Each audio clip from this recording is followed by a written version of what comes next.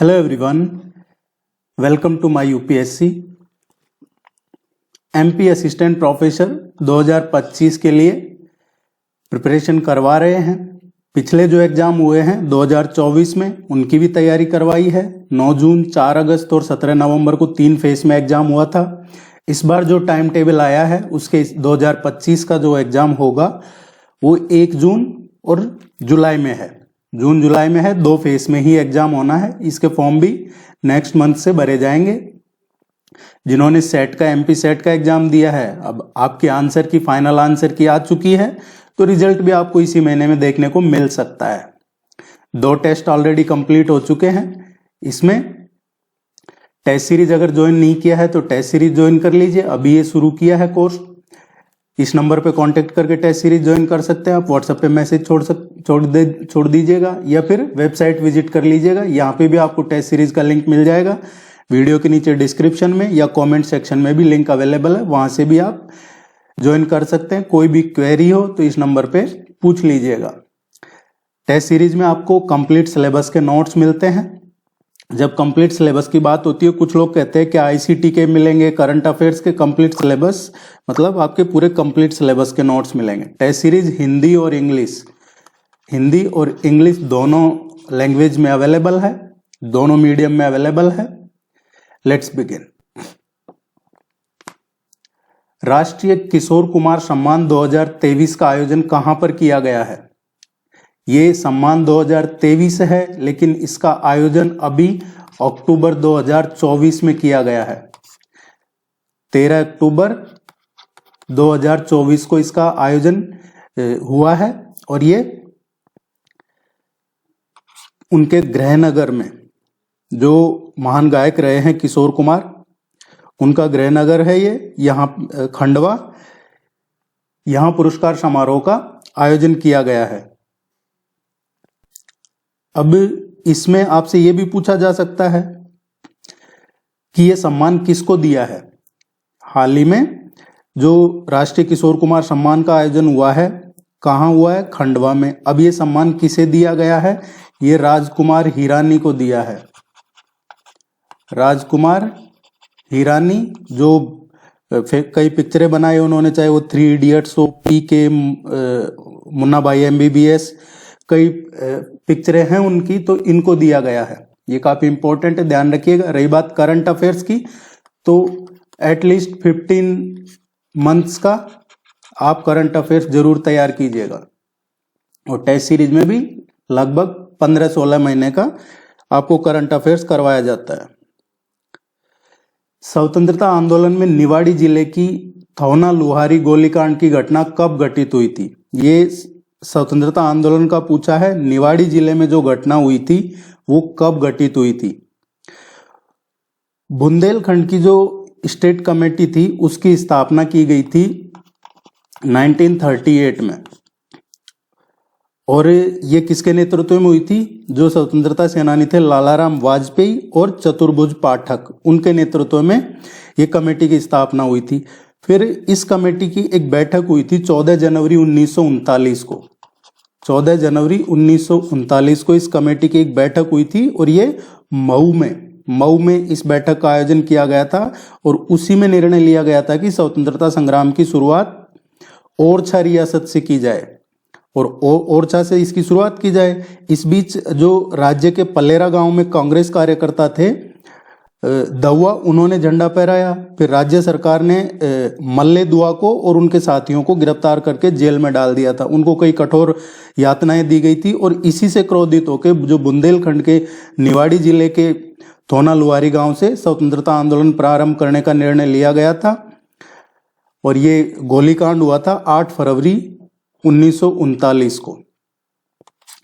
तो ये जो गोलीकांड की घटना पूछी जाती है अगर, तो 8 फरवरी 1939 को हुई थी। देखिए, आप वीडियो को लाइक जरूर कीजिएगा, चैनल को सब्सक्राइब कर लीजिए ताकि आगे आपको रेगुलर नोटिफिकेशन अपडेट्स मिलते रहेंगे। मध्य प्रदेश के किस जिले में देश का पहला वीर भारत संग्रहालय का शिलान्यास किया गया है? अभी मध्य प्रदेश में किस जगह पे ये देश का पहला है, इसीलिए इंपॉर्टेंट हो जाता है वीर भारत संग्रहालय। और ये इसका शिलान्यास कहाँ पे किया गया है? इसका ये देश का एक तरीके का पहला अनूठा संग्रहालय बनने जा रहा है, जिसमें जो देश के जो नायक हैं, तेजस्वी नायक, उनकी गाथाओं को ये प्रतिबिंबित करेगा। उज्जैन में ये बनाया जाएगा।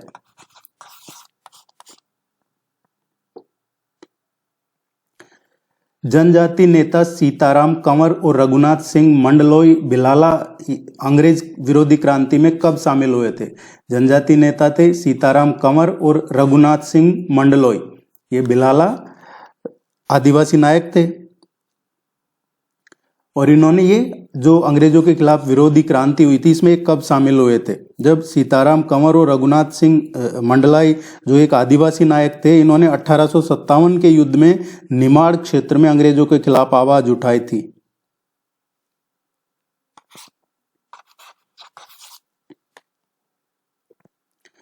निम्नलिखित में से कौन सा वेब ब्राउजर नहीं है? वेब ब्राउजर इनमें से कौन सा नहीं है?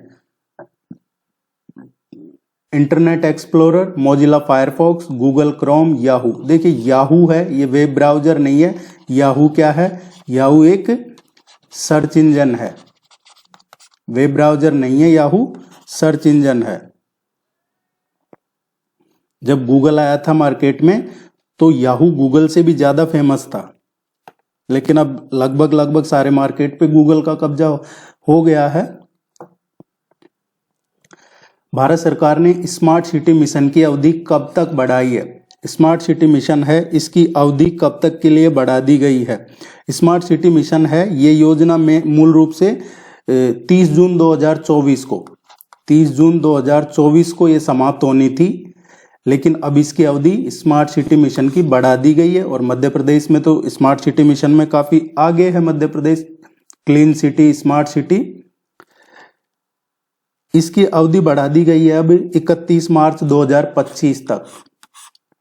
31 मार्च 2025 तक इसकी अवधि बढ़ा दी गई है।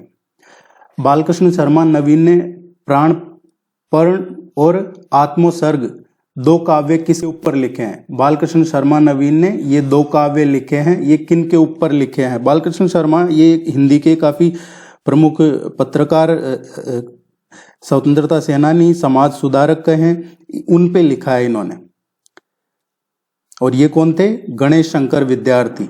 गणेश शंकर विद्यार्थी, इनके काम से, इनके बलिदान से लोग काफी प्रेरित होते थे और इन्हीं की स्मृति में ये कविताएं लिखी गई थी बालकृष्ण शर्मा ने गणेश शंकर विद्यार्थी के ऊपर। इनकी और भी कई कृतियां हैं, जैसे कुमकुम है, रश्मि रेखा है, विनोबा स्तवन है, उर्मिला है, और इनको 1960 में पद्म भूषण से भी सम्मानित किया गया था।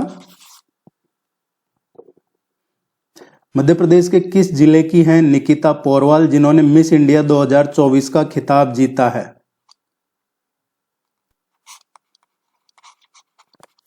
ये खिताब जीता है, ये कहां की रहने वाली है?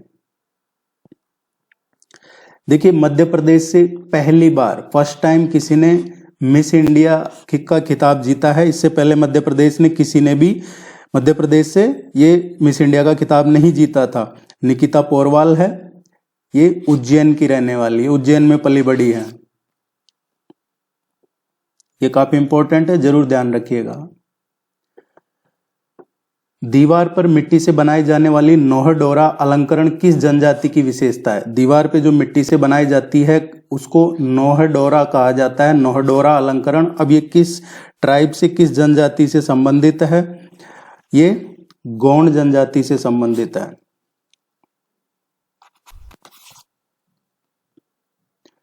निम्नलिखित में से कौन मध्य प्रदेश विधानसभा के प्रथम अध्यक्ष थे? मध्य प्रदेश विधानसभा के पहले अध्यक्ष कौन थे? मध्य प्रदेश विधानसभा के पहले अध्यक्ष थे पंडित कुंजीलाल दुबे।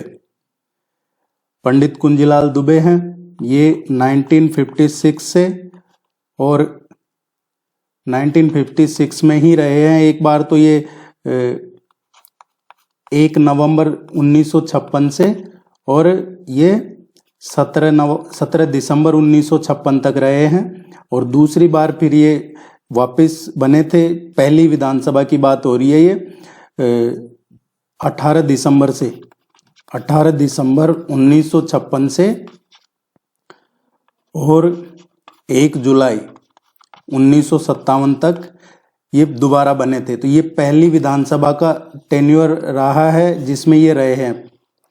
ये पहली विधानसभा का कार्यकाल है। दूसरी विधानसभा के भी यही रहे हैं, पंडित कुंजीलाल दुबे।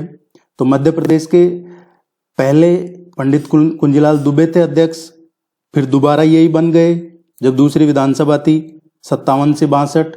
दूसरी विधानसभा का टेन्योर था 1957 से 1962 वाला, और पहली विधानसभा का टेन्योर था 1956-57। तीसरी विधानसभा कब तक रही है? 1962 से, और ये 1967 तक रही है। चौथी विधानसभा 1967 से 1972 तक रही है। और शुरू की जो 3 विधानसभाएं हैं उनके अध्यक्ष पंडित कुंजीलाल दुबे ही रहे हैं। चौथी के काशी प्रसाद पांडे थे, और 5वीं विधानसभा के श्री तेजलाल टेम्बरे थे। ये ध्यान रखना है, एक क्वेश्चन यहाँ से पूछा गया है पहले जितने भी एग्जाम हुए हैं। बीजागढ़ की पहाड़ी निम्नलिखित में से किस पर्वत श्रेणी में स्थित है? बीजागढ़ की पहाड़ी ये कौन सी माउंटेन रेंज में है? तो देखिए, बीजागढ़ की माउंटेन रेंज के क्वेश्चन आते हैं एग्जाम में, और जो बीजागढ़ है ये सतपुड़ा श्रेणी में है, सतपुड़ा माउंटेन रेंज में। सबसे वेस्टर्न, सतपुड़ा की सबसे वेस्टर्न रेंज है बीजागढ़ रेंज। सतपुड़ा है, यहाँ से नर्मदा और ताप्ती निकलती है। जैसे सतपुड़ा रेंज है, इसमें मैकाल पर्वत है, और मैकाल पर्वत में अमरकंटक है। अमरकंटक से नर्मदा और सोन का उद्गम होता है। और इसकी सबसे ऊंची चोटी कौन सी है? धूपगढ़ है, 1350 मीटर की। ये एक ब्लॉक माउंटेन है, छोटा नागपुर तक इसका एक विस्तार हो रखा है। इसमें जो मेन पाई जाती है ग्रेनाइट और बेसाल्ट चट्टानों से बना हुआ है। ये जरूर ध्यान रखिएगा। महादेव पहाड़ी, मैकाल रेंज, राजपीपला पहाड़ी, ये सभी इसी रेंज में आती है। और अमरकंटक जहां से नर्मदा और सोन नदी निकलती है, और एक धूपगढ़। ये वैसे देखिए, पिछला जो कोर्स करवाया है वो चैनल पे सारे वीडियोज कंप्लीट आपका जो सिलेबस करवाया है वो अवेलेबल है, वो अभी भी यूजफुल है। आप ancient history of Madhya Pradesh, medieval, modern history, geography, ये सभी के वीडियोज अवेलेबल है चैनल पे। और वापस से भी करवाया जाएगा, क्योंकि जो नए 3 जिले बने हैं उसके हिसाब से कुछ थोड़ी बहुत चीजें चेंज हुई है, तो वापस से करवाया जाएगा, तो आप उनको देख सकते हैं।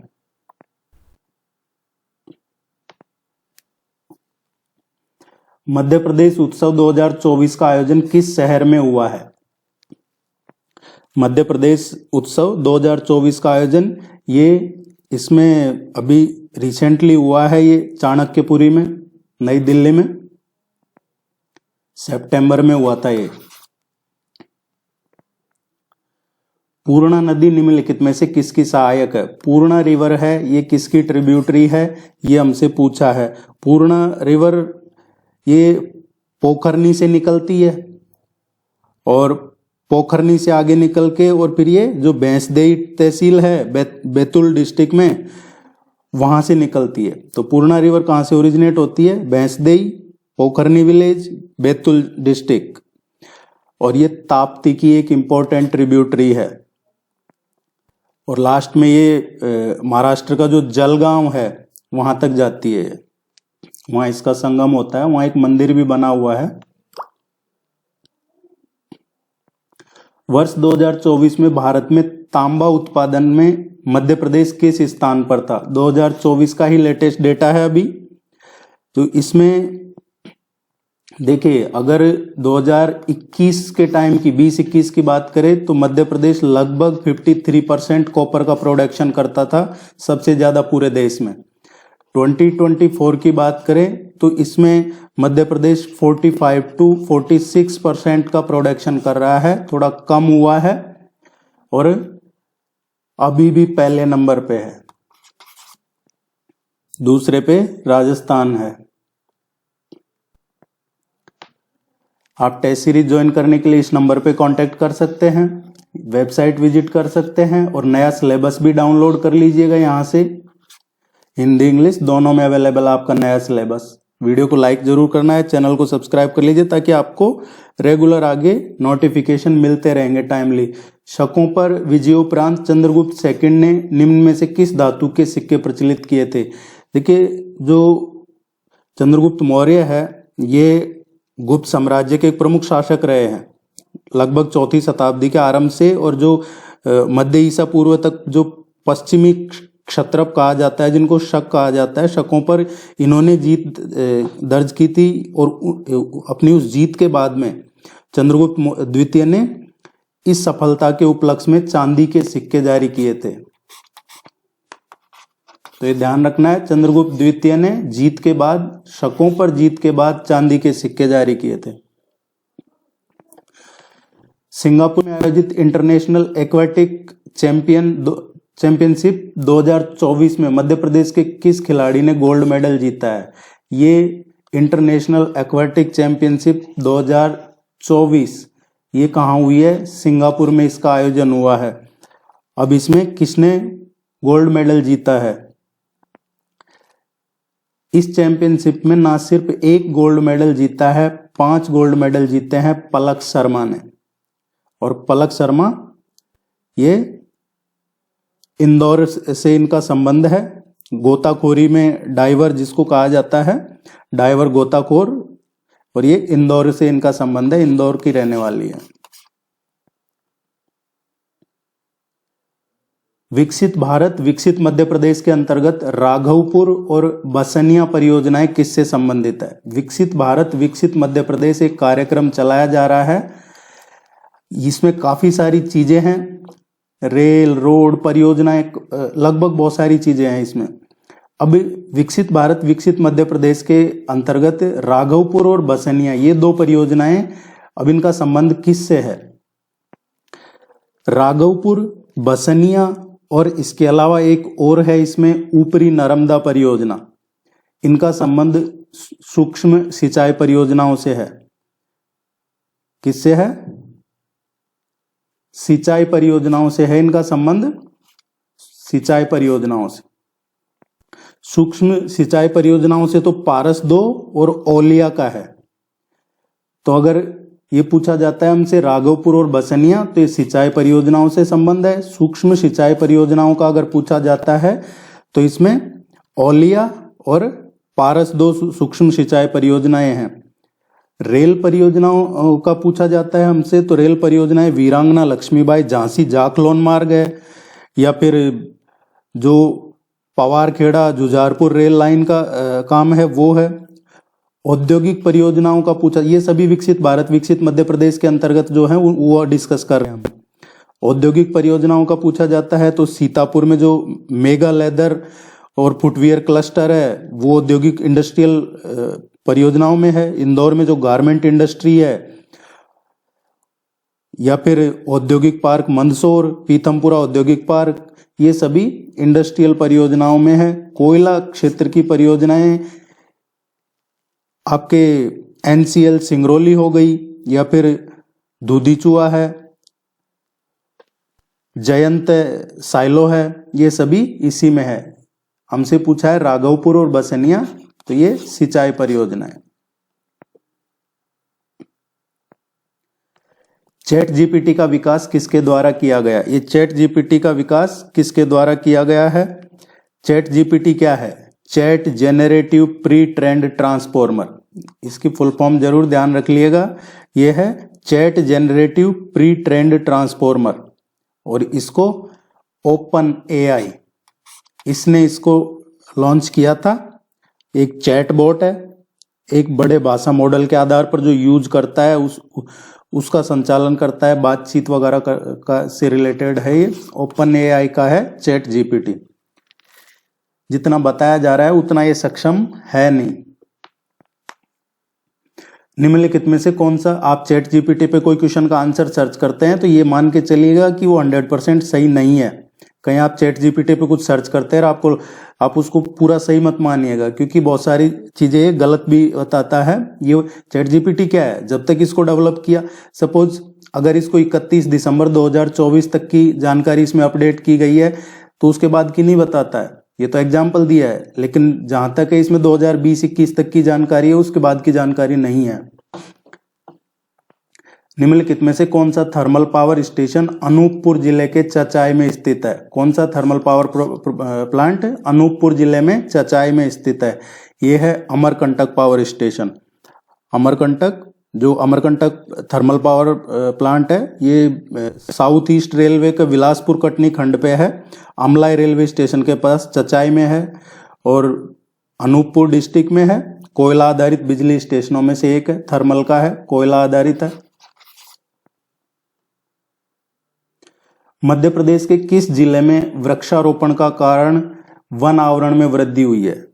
मध्य प्रदेश के कौन से जिले में वृक्षारोपण के कारण वन आवरण में वृद्धि हुई है? देखिए, अभी रिसेंटली शायद यूपीएचएससी का करवा रहे थे हम, असिस्टेंट प्रोफेसर का एक क्वेश्चन, तो उसमें हमने बताया था कि मध्य प्रदेश, कर्नाटक, इनमें डिक्रीज हुआ है फॉरेस्ट में। पिछले जो 2021 की रिपोर्ट है उसमें तो इंक्रीज था, लेकिन अभी जो 2023 की रिपोर्ट आई है उसमें डिक्रीज हुआ है। सबसे ज्यादा डिक्रीज में टॉप पे मध्य प्रदेश है। अब उसमें कुछ लोग कमेंट कर रहे थे कि ये सही नहीं है, तो उन्होंने नई रिपोर्ट नहीं पढ़ी है। आप ये Indian state report, forest report आई है 2023 की, इसको जरूर पढ़ लीजिएगा। वैसे आपको यहाँ पे करवाया जाएगा। इस रिपोर्ट में जितने भी एमपी से रिलेटेड क्वेश्चन बनते हैं फॉरेस्ट के, वो सारे आपको टेस्ट सीरीज में कवर करवाए जाएंगे। और ये क्वेश्चन उसी से बनाया है हमने, जो स्टेट रिपोर्ट आई है, अभी फॉरेस्ट रिपोर्ट आई है 2023 की और मध्य प्रदेश से संबंधित। तो मध्य प्रदेश के किस जिले में वृक्षारोपण के कारण वन आवरण में वृद्धि हुई है? ये है अनूपपुर में। अनूपपुर में वृद्धि हुई है। इसके पूरे डेटा आपको जब पढ़ाएंगे जब भी करवा देंगे। बाकी टेस्ट सीरीज में रेगुलर आपको क्वेश्चन मिलते रहेंगे। आपके बजट के, इकोनॉमिक सर्वे के, अब नया बजट आएगा उसके भी क्वेश्चन करवाए जाएंगे, लेकिन नया बजट आएगा तब तक हम जो पुराना बजट है उसके क्वेश्चन और जो इकोनॉमिक सर्वे है उसके कवर कर लेंगे, और उसके बाद में नए बजट के क्वेश्चन कवर करवा दिए जाएंगे और इकोनॉमिक सर्वे के भी। रामचंद्रिका किसकी प्रसिद्ध रचना है? रामचंद्रिका ये रीतिकाल के टाइम की है। प्रसिद्ध कृति रामचंद्रिका का श्रेय जो रीतिकाल के एक प्रमुख हिंदी कवि रहे हैं केशवदास, इनको जाता है। ऐतिहासिक मंतगेश्वर मंदिर कहाँ स्थित है? ये काफी हिस्टोरिकल टेम्पल है। ये कहाँ पे है? ये खजुराहो में है। एक शिव मंदिर है, शिव मंदिर है खजुराहो में। खजुराहो जो चंदेल युग के स्मारक है उनमें से एकमात्र हिंदू मंदिर है ये, जो अभी भी सक्रिय रूप से पूजा के लिए इसका उपयोग किया जाता है। और खजुराहो स्मारक समूह के हिस्से के रूप में मंदिर को इसकी कला, वास्तुकला और चंदेल संस्कृति की गवाही के कारण इसको 1986 में जो यूनेस्को की वर्ल्ड हेरिटेज लिस्ट है उसमें शामिल किया गया था, ऐतिहासिक मंतगेश्वर मंदिर को। मध्य प्रदेश में आदिवर्त जनजातीय और लोक कला संग्रहालय कहाँ स्थित है? ये आदिवर्त जनजातीय और लोक कला संग्रहालय, देखिए ट्राइब्स का क्वेश्चन पूछा जाएगा। मध्य प्रदेश के सभी एग्जाम्स में पूछा जाता है, पहले जो एग्जाम हुए उनमें भी पूछा गया है, और ये खजुराहो में है। राज्यपालों का 52वां सम्मेलन कहाँ आयोजित किया गया? राज्यपालों का 52वां सम्मेलन कहाँ पे आयोजित किया गया है? ये सम्मेलन हुआ है अभी रिसेंटली, और इसमें जो प्रेसिडेंट है द्रौपदी मुर्मू, उन्होंने इस सम्मेलन की अध्यक्षता की थी। 51वां जो सम्मेलन हुआ था उसमें प्रेसिडेंट रामनाथ कोविंद ने अध्यक्षता की थी।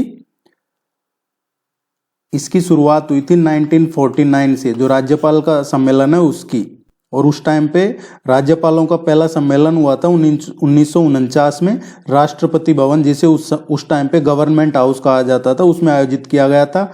और जब ये पहला हुआ था तो उसकी अध्यक्षता की थी उस टाइम के जो तत्कालीन गवर्नर जनरल थे सी राजगोपालाचारी ने, जब पहला हुआ था। और अभी ये 52वां सम्मेलन हुआ है, तो इसकी नई दिल्ली में आयोजन हुआ है ये। राष्ट्रपति भवन में। मध्य प्रदेश आर्थिक सर्वेक्षण 2024 के अनुसार सौर ऊर्जा के उत्पादन में राज्य का देश में कौन सा स्थान है? अभी जो लेटेस्ट 23-24 का इकोनॉमिक सर्वे है उसकी बात कर रहे हैं। उसके अकॉर्डिंग सौर ऊर्जा के उत्पादन में राज्य का देश में कौन सा स्थान है? अभी चौथा स्थान है मध्य प्रदेश का।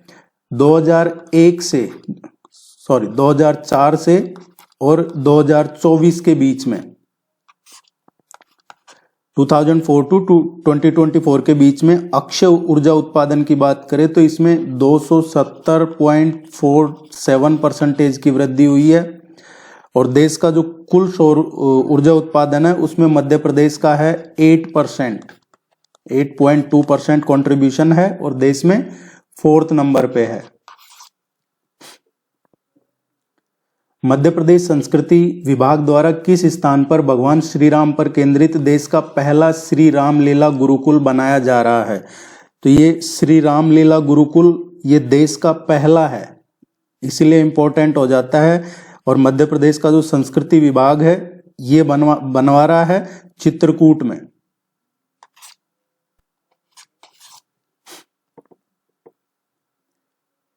मुकुल किसकी प्रसिद्ध साहित्यिक रचना है? मुकुल किसकी प्रसिद्ध साहित्यिक रचना है? मुकुल सुभद्रा कुमारी चौहान की ये प्रसिद्ध रचना है। सुभद्रा कुमारी चौहान की और भी कई रचनाएं हैं, जैसे त्रिधारा, मुकुल है, बिखरे मोती हैं, या फिर झांसी की रानी, उनकी काफी एक बहुचर्चित रचना है झांसी की रानी। तो त्रिधारा, मुकुल, बिखरे मोती और झांसी की रानी ये सभी सुभद्रा कुमारी चौहान की रचनाएं हैं। फ्लिपकार्ट, अलीबाबा, अमेजॉन ये किसके उदाहरण है? फ्लिपकार्ट, अलीबाबा और अमेजॉन ये किसके उदाहरण है? B2C, business to consumer, business to consumer इसके उदाहरण है ये।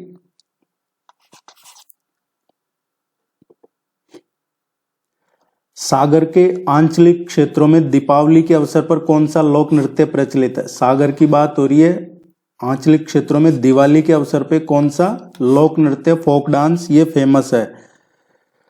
मोहनी नृत्य है। ये मुख्य रूप से मध्य प्रदेश में सागर जिले में किया जाता है और दीपावली के अवसर के दीपावली के उत्सव के दौरान किया जाता है। एक लोक नृत्य है और इसका काफी धार्मिक महत्व भी है। मौनी नृत्य मतलब मौनी शब्द क्या है? नृत्य करते समय पूरे टाइम पे मौन रहने के अभ्यास को इसमें दिखाया जाता है, इसलिए इसका नाम ऐसा है, मौनी नृत्य। वीडियो को लाइक जरूर कीजिएगा, चैनल को सब्सक्राइब करके अपना सपोर्ट जरूर दिखाइए। भीमा नायक का संबंध किस रियासत से था? भीमा नायक एक स्वतंत्रता सेनानी थे। 1857 के विद्रोह में अंग्रेजों के खिलाफ लड़ाई लड़ी थी और कई क्षेत्रों में इन्होंने काम किया है। महाराष्ट्र में जैसे बड़वानी से लेकर खानदेश तक कई जगह इन्होंने संगठित की थी सेना, और उसमें लगभग 10,000 सेनानी थे इनके पास। इनको निमाड़ का रॉबिन हुड के नाम से भी जाना जाता है। ब्रिटिश खजाने को भी लूट के गरीबों में बांट दिया था इन्होंने, और बाद में अंग्रेजों ने इनको गिरफ्तार करके और पोर्ट ब्लेयर और अंडमान निकोबार भेज दिया था, और जहां पे उनको बाद में दिसंबर 1876 में इनको फांसी दे दी गई थी। और इनके द्वारा जो किए गए काम, उनके बलिदान और इनके बलिदान के सम्मान में हर साल शहीदी दिवस भी मनाया जाता है। कौन सा दिवस? शहीदी दिवस। शहीदी दिवस का याद रखना है। इनका संबंध बड़वानी। निम्नलिखित में से मध्य प्रदेश की कौन सी नदी 3 राज्यों में प्रवाहित होती है? इनमें से कौन सी नदी है जो 3 राज्यों में प्रवाहित होती है? माही रिवर है। माही रिवर ये वेस्टर्न साइड बहती है। नर्मदा और माही ये पश्चिम की तरफ बहने वाली नदियां हैं। और विंध्याचल से निकलती है ये, खंबात की खाड़ी के माध्यम से अरब सागर में गिरने से पहले राजस्थान और गुजरात से होकर बहती है। लगभग 580 किलोमीटर के आसपास इसकी लेंथ है माही रिवर की। माही नदी बेसिन है। माही नदी बेसिन की बात करें तो उसमें मध्य प्रदेश, राजस्थान, गुजरात में ये फैला हुआ है। इसको स्थानीय लोग पवित्र भी मानते हैं, वागड़ की गंगा भी कहते हैं, और दक्षिणी राजस्थान की स्वर्ण रेखा भी इसको कहा जाता है। और ये 3 राज्यों से प्रवाहित होती है।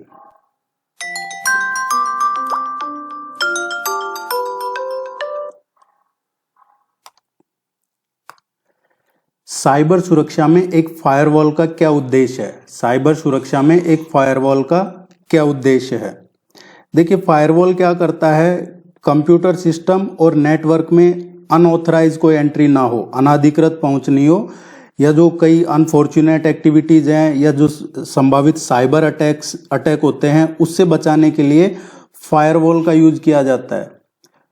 फायरवॉल क्या करता है, एक नेटवर्क की अनाधिकृत पहुंच को अवरुद्ध कर देता है।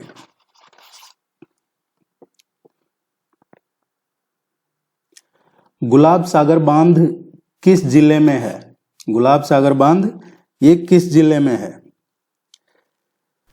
गुलाब सागर बांध परियोजना सीधी जिले में है। सिंचाई परियोजना है ये। इसको लगभग 2008 में जब राजीव गांधी जल ग्रहण क्षेत्र प्रबंधन मिशन का गठन किया गया था पंचायती राज विभाग की तरफ से, तब इसका क्रियान्वयन हुआ था। गुलाब सागर बांध सीधी जिले में है। सांची स्तूप के शिलालेख किस लिपि में है? सांची स्तूप है, इसके शिलालेख कौन सी लिपि में है? देखिए, सांची स्तूप के शिलालेख की बात करें तो सांची कहाँ है? रायसेन जिले में है, मध्य प्रदेश में। कहाँ पे है? रायसेन जिले में है। बौद्ध धर्म का प्रमुख तीर्थ स्थल है। और अशोक के द्वारा जो शिलालेख बनवाए गए हैं उनमें से 2 शिलालेख, एक तो शहबाजगढ़ी और दूसरा मनसेहरा। शहबाजगढ़ी और मनसेहरा, इनके शिलालेख खरोष्टी लिपि में है, खरोष्टी में। बाकी जो जितने भी बचे हैं सारे ब्राह्मी लिपि में हैं। तो आपको 2 ध्यान रखने हैं, शहबाजगढ़ी और मनसेहरा, ये दोनों खरोष्टी लिपि में है, बाकी सारे लेख इनके ब्राह्मी लिपि में है।